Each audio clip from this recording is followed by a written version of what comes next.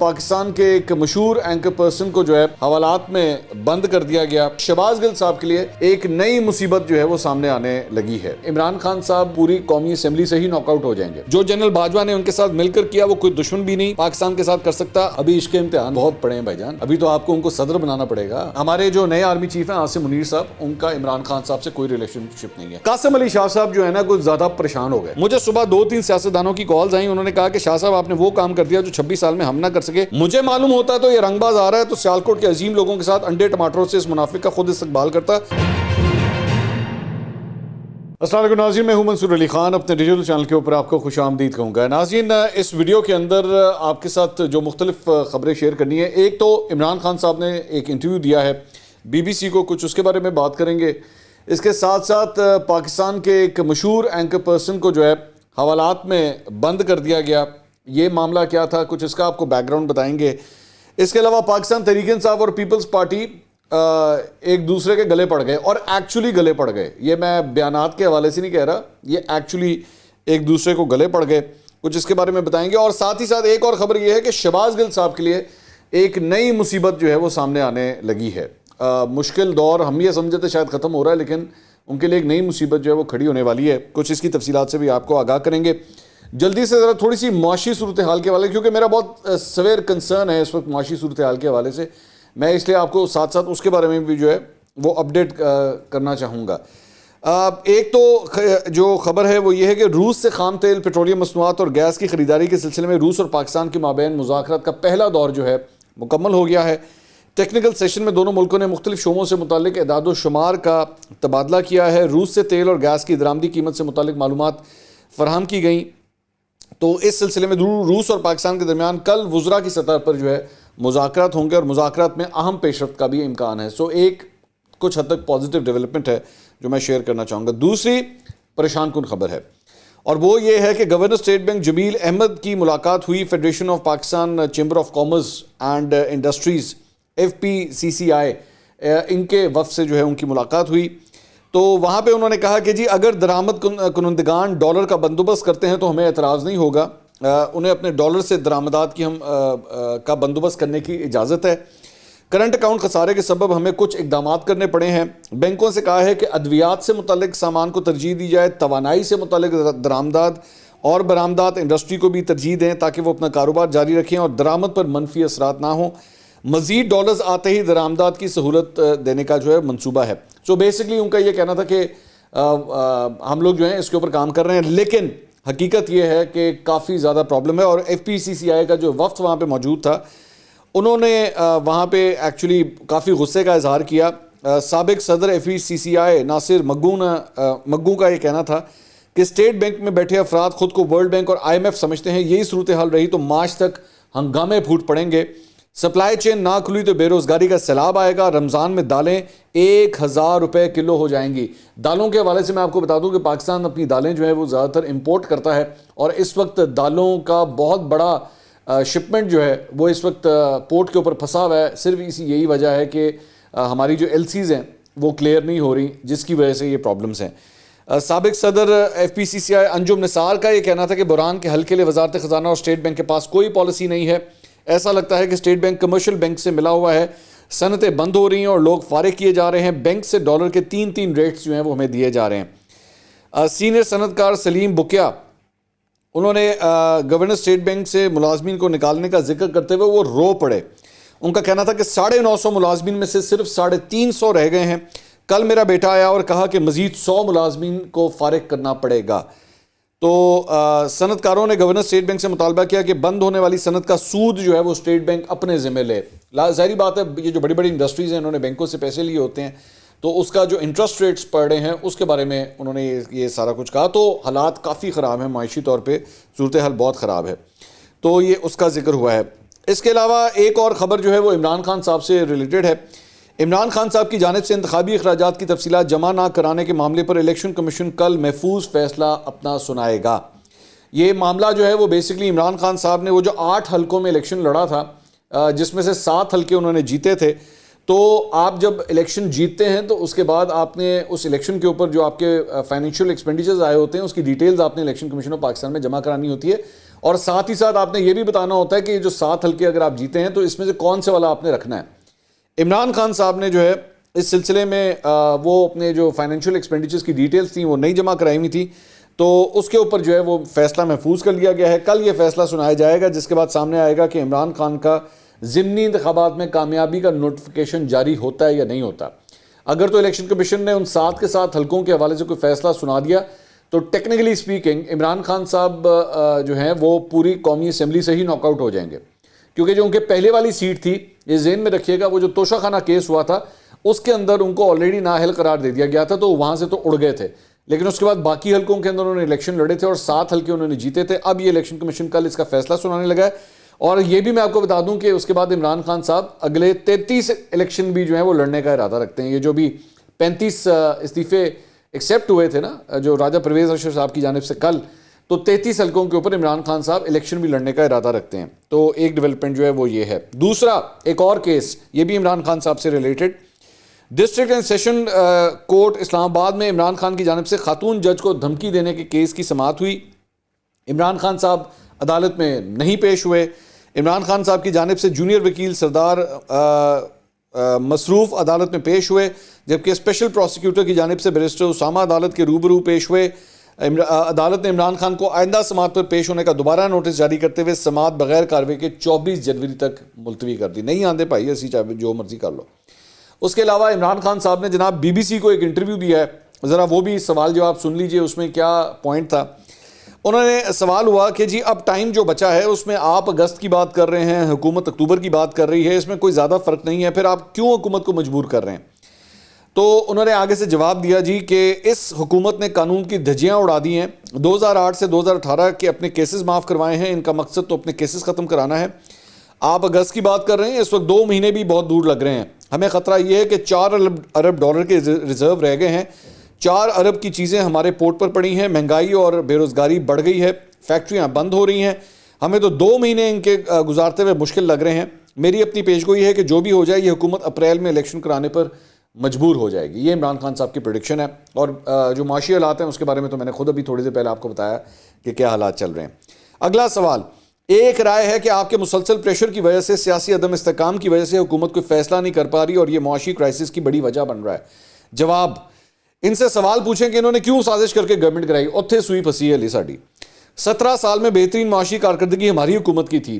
ایک دوبارہ غلط کلیم، ہم کون سی غلطی کر رہے تھے کہ انہوں نے سازش کر کے ایک آرمی چیف کے ساتھ مل کے گورنمنٹ گرائی، اس کے بعد ان سے سنبھالی نہیں گئی۔ میں نے اور شوکت ترین نے جنرل باجوہ کو واضح طور پر بتایا تھا کہ اگر آپ آج پولیٹیکل انسٹیبلٹی کاز کر دی، سازش کامیاب کرنے کے لیے کوئی بھی سنبھال نہیں سکے گا، اور وہی ہوا۔ یہ اپنا NRO 2 لے رہے تھے، مارکیٹ کو اندازہ ہوا کہ ان کے پاس تو کوئی روڈ میپ نہیں ہے۔ جو جنرل باجوہ نے ان کے ساتھ مل کر کیا وہ کوئی دشمن بھی نہیں پاکستان کے ساتھ کر سکتا۔ اپریل کے پاکستان اور آج کے پاکستان میں فرق ہے۔ میری دفعہ انہوں نے 3 لانگ مارچ کیے، ہر وقت ہماری حکومت پر تنقید کر رہے تھے، اس کے باوجود ہم ترقی کر رہے تھے۔ اچھا، اب اس ساری چیز کے اندر یہ نہیں جانتے، مطلب یہ بولیں گے نہیں، یہ ڈیلیبریٹلی اپنا منہ بند رکھ لیں گے اور یہ نہیں بتائیں گے کہ جناب آپ نے وہ جو بجلی اور گیس اور وہ جو پیٹرول کی قیمتیں کم کر دی تھی، وہ 10-10 روپے کا آپ نے ٹیکہ لگایا تھا اپنے سیاسی فائدے کے لیے، اس کا جو پاکستان کو نقصان ہوا ہے وہ اس کے بارے میں کچھ نہیں بولنا۔ مطلب یہاں اور اس کے علاوہ میں نے اپنے پچھلے ویلاگ کے اندر بھی یہ بات کہی تھی کہ جب آپ معاشی اشاریوں کی بات کرتے ہیں تو میرے بھائی وہ جو 2017-2018 میں جو پولیٹیکل انسٹیبلٹی آپ کی وجہ سے آئی تھی، اور اس وقت یہی جنرل باجوہ جب آپ کے لیے سب کچھ فیور کر رہے تھے اور یہی اسٹیبلشمنٹ لوگوں کو آپ کی پارٹی میں اٹھا کے لے کے جا رہی تھی کہ سانو عمران خان چاہیے، اس وقت جو اکنامک صورتحال کا بیڑا غرق ہو رہا تھا وہ آپ کے کھاتے میں نہیں آتا۔ آپ لوگ دونوں اسی سرکل کے ساتھ کام کرتے ہیں۔ جب آپ کو پتہ لگتا ہے کہ جی اب ہمارا حکومت میں آنے کا چانس آ رہا ہے تو آپ اس معیشت کا بیڑا غرق کر کے رکھ دیتے ہیں۔ انہوں نے بھی کیا، یہ جو بیٹھے میں انہوں نے بھی کیا ہے، اور آپ نے بھی کیا تھا اس وقت۔ آپ نے کہا بھاڑ میں جائے، مجھے کیا فرق پڑتا ہے، مجھے اسٹیبلشمنٹ کی سپورٹ حاصل ہے، بھاڑ میں گئی اکانومی اگر جاتی ہے تو۔ اور اس کے بعد آپ اٹھا کے سارے اشاریے اٹھا کے آپ دیکھ لیجئے کہ 2017 اور 2018 کے اندر پاکستان کی معیشت کا کیا حال ہوا۔ اس سے پہلے پاکستانی معیشت بھی بہت اچھی چل رہی تھی، بہتر چل رہی تھی، بہت بہتر چل رہی تھی، لیکن آپ اس وقت پینما کے گھوڑے کے اوپر چڑھے ہوئے تھے اور آپ کے وہ جتنے بھی ٹٹو اینکر ہیں نا جو آپ کے ساتھ جو ہے بیٹھ کے اس پوری تنظیم کو اور پوری تحریک کو پروان چڑھا رہے تھے، یہ سب اس کے ذمہ دار ہیں.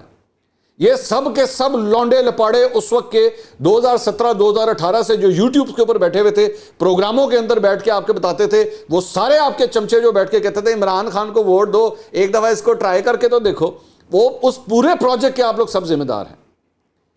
یہاں پہ 1 منٹ میں آ کے کہتے ہیں مجھے تو پہلے ہی پتا تھا، میں نے تو شوکت ترین کو بھیج دیا تھا اور میں نے تو کہہ دیا تھا. بھائی جان یہ پورا ایک سائیکل ہے اور یہ سائیکل ابھی بھی نہیں رکنا. یہ میں آپ کو آج ابھی بھی بتا دوں یہ بات، یہ سائیکل ابھی بھی نہیں رکنا، آپ دونوں سے نہیں رکنا، الیکشن کرا کے بھی نہیں رکنا. آپ دیکھیے گا پاکستان کا اور ابھی برا حال ہوگا اس الیکشن کے بعد بھی، آپ دیکھتے جائیے گا. یہ میری آج یہ پریڈکشن لکھ لیجئے گا کہ کیا حال ہونا ہے. اس کے بعد آگے چل کے انہوں نے ان سے سوال ہوا جی کہ آپ نے کہا تھا کہ آپ الیکٹیبلز کو نہیں لیں گے، اب آپ کاف لیگ کے ساتھ مرجر کر رہے ہیں، آپ کو لگتا ہے آپ کی جو ترجیحات تھیں اس میں تبدیلی کا اشارہ ہے؟ وہ بیسکلی کہنا چاہ رہے تھے آپ نے یو ٹرن لے لیا ہے، سیدھی سیدھی بات. ظاہر بی بی سی کے اوپر ذرا تہذیب کے ساتھ ذرا گفتگو ہوتی ہے، سیدھا کہو آپ نے یو ٹرن لے لیا. تو انہوں نے کہا جی کہ کاف لیگ جس طرح ہمارے ساتھ کھڑی ہوئی، چودھری پرویز الہی چیف منسٹر تھے، اسٹیبلشمنٹ نے پرویز الہی پر پورا زور لگایا کہ وہ نون لیگ جوائن کر کے ادھر سے وزیر اعلیٰ بن جائیں یا وزارت اعلیٰ نہ چھوڑیں، کیونکہ ہم نے فیصلہ کیا تھا اسمبلی تحلیل کرنے کا. پرویز الہی نے ہم سے وفاداری دکھائی تو ان سے ہمیں وفاداری واپس دینا تھی، اور وہ اس طرح کہ وہ پی ٹی آئی میں ضم ہو جائیں اور ہماری پارٹی کا حصہ بن جائیں. ابھی عشق امتحان ابھی بہت پڑے ہیں بھائی جان، ابھی تو آپ کو ان کو صدر بنانا پڑے گا، آگے تو دیکھیے. اس کے بعد سوال ہوا جی طالبان کے حوالے سے آپ نے کہا تھا کہ ان کو ریہیبلیٹیٹ کریں، تو کیا آپ کی پالیسی ٹھیک نہیں تھی؟ اب جواب سنیے گا ذرا. جیسے ہی افغانستان میں رجیم چینج ہوئی، اتھے بھی رجیم چینج ہوئی، اتھے بھی رجیم چینج، ہر جگہ جیڑی ہوندی رجیم چینج ہی ہوندی ہے. تو افغانستان میں جو ٹی ٹی پی بیٹھی ہوئی تھی ان کو افغان حکام نے کہا کہ پاکستان واپس جاؤ. غنی حکومت ان کو پیٹرنائز کر رہی تھی، غنی حکومت میں افغانستان سے حملے کرتے تھے. دوسری گورنمنٹ آئی تو ان کو کہا کہ واپس جاؤ. یہ واپس آنا تھا تو پاکستان کے پاس کیا راستے تھے؟ 2 راستے تھے، یا تو 40,000 لوگوں، فیملیز اور فائٹرز کو کھڑا کر کے گولی مار دیتے، یا ریہیبلیٹیٹ کرنا تھا. ساری سیاسی جماعتیں آن بورڈ تھیں کہ ہم نے ان کو ریہیبلیٹیٹ کرنا ہے، وہ انہوں نے کیا نہیں. ہم نے کہا تھا اگر ان پر توجہ نہیں دی تو دہشت گردی پھیل جائے گی، اور وہ ہو گئی. سو بیسکلی خان صاحب کا ارادہ جو ہے نا وہ یہ ہے کہ ٹی ٹی پی کے جتنے فائٹرز وغیرہ ہیں، یہ طالبان جتنے ہیں، ان کو انہوں نے حکومت میں آ کے ریہیبلیٹیٹ کرنا ہے. ٹھیک ہے، ریہیبلیٹیٹ کرنا ہے. اب آپ ذرا دیکھتے جائیے گا کہ سوات اور فاٹا کے علاقوں کا جو ہے وہ کیا حال ہوتا ہے. انشاءاللہ ان کو آنے دیں ذرا حکومت میں. اس کے بعد اگلا سوال تھا جی نئے آرمی چیف کے ساتھ کوئی روابط قائم ہوئے ہیں؟ صدر عارف الوی کے ذریعے کوئی ریلیشن شپ قائم کی ہے؟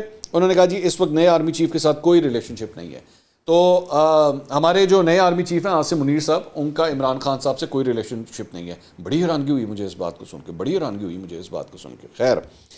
اچھا جی آگے چلیں. اس کے بعد جو موٹیویشنل سپیکر ہیں قاسم علی شاہ صاحب، آپ نے نوٹ کیا ہوگا میں نے ان کے بارے میں زیادہ ڈسکشن نہیں کی ہے قاسم علی شاہ صاحب کے حوالے سے، جبکہ سوشل میڈیا میں پچھلے 3-4 دن سے جو ہے، 3-4 دن بھی نہیں بلکہ اس سے زیادہ سے کافی طوفان آیا ہوا ہے، بڑی گفتگو ہو رہی ہے. میری 2-3 ریزنز تھیں. ایک تو میں قاسم علی شاہ صاحب کو جانتا نہیں ہوں، میں آج تک زندگی میں کبھی ان سے ملا نہیں ہوں، اور خدا کی قسم میں نے آج تک ان کی ایک ویڈیو تک نہیں دیکھی ہے، میں نے کبھی بھی نہیں دیکھی ہے. اور میں فرینکلی سپیکنگ شاید یہ واقعات نہ ہوتے تو مجھے ان کے بارے میں زیادہ پتہ بھی نہیں ہونا تھا. لیکن مجھے بعد میں پتہ لگا کہ وہ کافی وائرل ہیں، کافی فیمس ہیں، اور لوگ ان کو بہت سنتے ہیں. میں نے آج تک نہیں سنا، اس لیے میرا کوئی تھاٹ پروسیس نہیں ہے فرینکلی سپیکنگ ان کے بارے میں، میرا کوئی اوپینین ہے ہی نہیں ان کے بارے میں. میں not in a bad sense اور ان اے گڈ سینس، دونوں ہی نہیں ہیں، اس لیے میں نہیں جانتا. لیکن جو ڈیولپمنٹس ہوئی ہیں کچھ، میں اس کے اوپر صرف کامنٹری کرنا چاہوں گا. اپیرنٹلی وہ عمران خان صاحب سے ملے تھے، اس کے بعد وہ شہباز شریف سے بھی ملے، پرویز الہی سے بھی ملے، اور عمران خان صاحب سے ملاقات کے بعد ان کی 1-2 جگہوں پر جو کچھ کامنٹری وغیرہ ہوئی، ایک آدھے چینل کے اوپر انہوں نے بیپر دیا، تو اس کے بعد جو ہے وہ پی ٹی آئی کا جتنا لونڈا لپاڑا تھا نا وہ پڑ گیا ایک کو. ٹھیک ہے، اور اچھی خاصی ٹرولنگ اور وہ ان کا ہیڈ لونڈا لپاڑا، اور وہ جتنے بھی انہوں نے جو رکھے ہوئے ہیں جو چھوڑ دیتے ہیں یہ لوگ، وہ سارے کے سارے پڑ گئے ان کو کہ جی انہوں نے عمران خان صاحب کی شان میں گستاخی کر دی ہے. بیسکلی یہ بات ہوئی. اچھا وہ ہمارے لیے تو نئی چیز نہیں ہے، ہم تو یہ بکواس پچھلے 10 سال سے سن رہے آ رہے ہیں، اور ہمیں تو ان کو سنبھالنا بھی آتا ہے کہ ان کو کس طرح سنبھالتے ہیں. لیکن قاسم علی شاہ صاحب جو ہے نا کچھ زیادہ پریشان ہو گئے.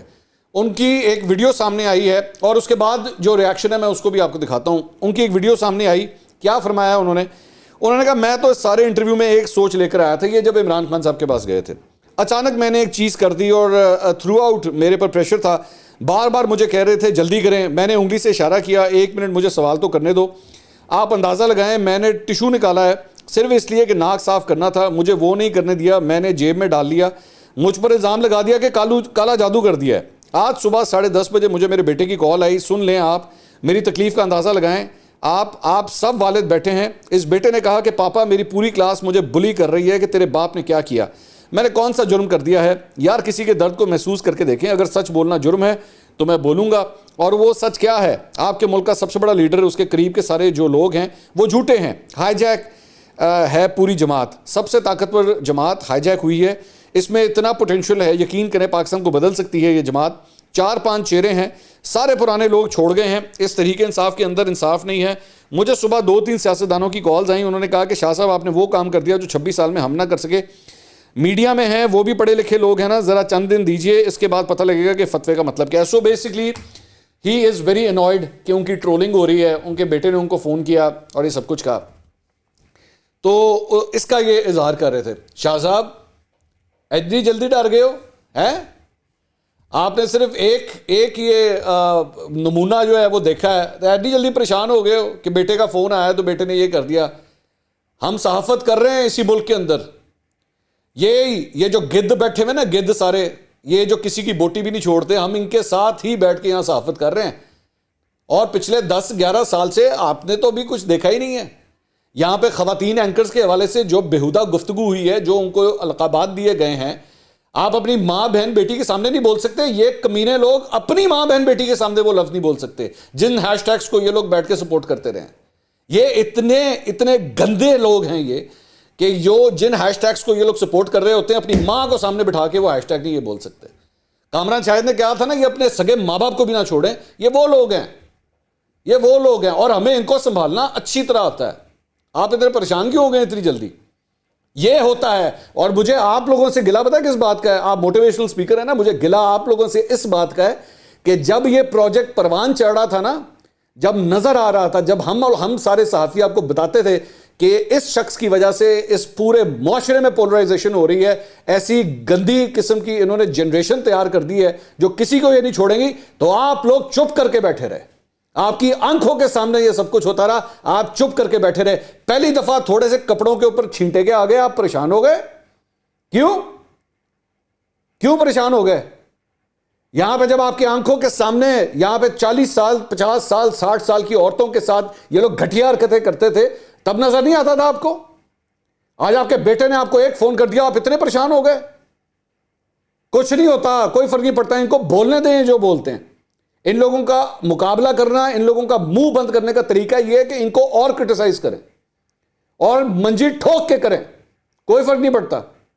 ان کو بولنے دیں, یہ زیادہ سے زیادہ یہی کر سکتے ہیں, یہ پاپا ہی کر سکتے ہیں, اور کچھ نہیں کر سکتے. یہ کیا ہوگا زیادہ سے زیادہ ان میں سے 3-4 آئیں گے, آمنے سامنے آئیں گے, سیدھا کر لیں گے ان کو, کوئی ایسی بات نہیں.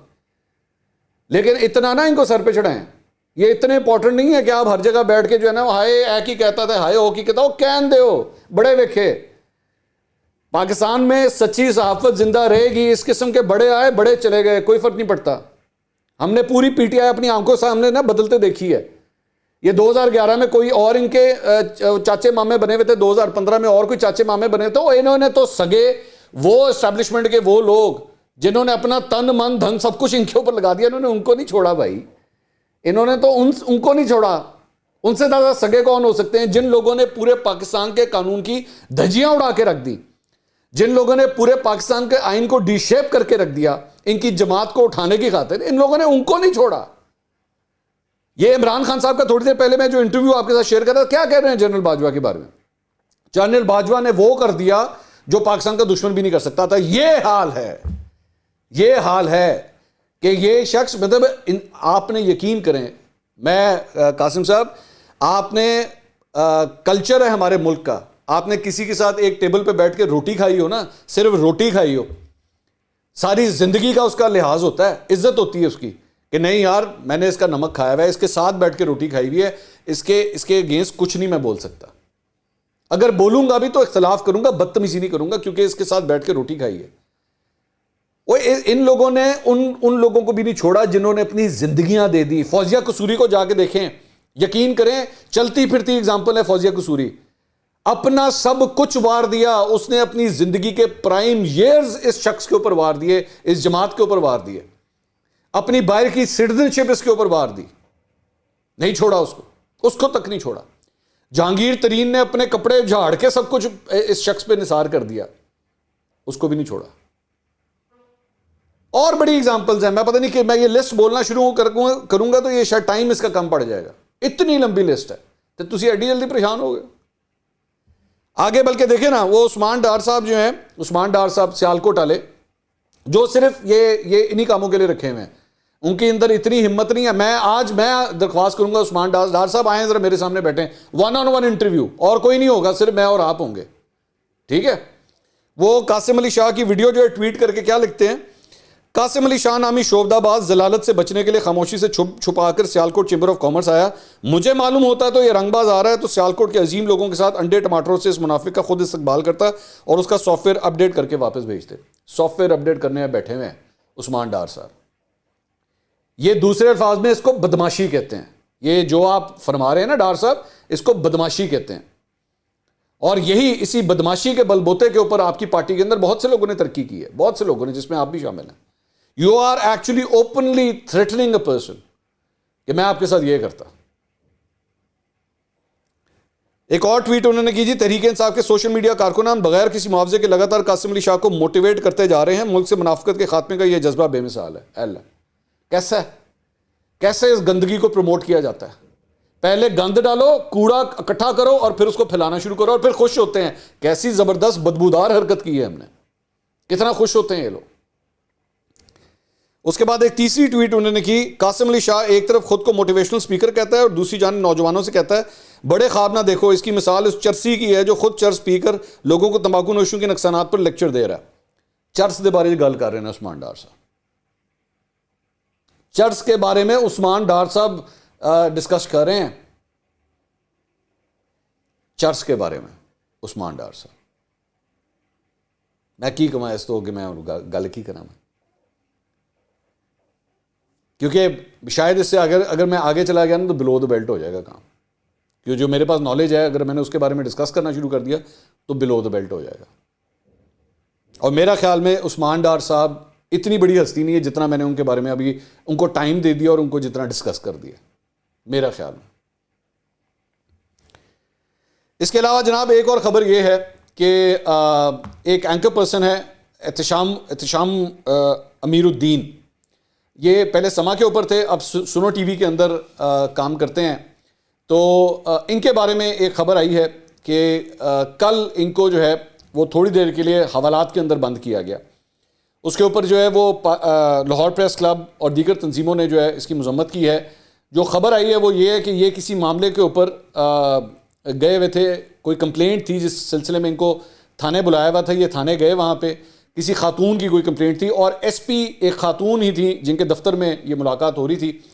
وہاں پہ چل کے دفتر کے اندر کوئی گرمی سردی ہوئی ہے, اور ان کی جانب سے بھی کوئی ایسے سخت الفاظ استعمال کیے گئے, اور اس خاتون کی جانب سے بھی کوئی بڑے سخت الفاظ جو ہے استعمال کیے گئے, جس کی وجہ سے ایس پی صاحبہ نے جو ہے یہ اینکر پرسن احتشام جو ہیں ان کو تھوڑی دیر کے لیے بند کر دیا. میرے اطلاع کے مطابق 5-10 منٹ کے اندر ہی جو ہے اس کے بعد ان کو ریلیز کر دیا گیا.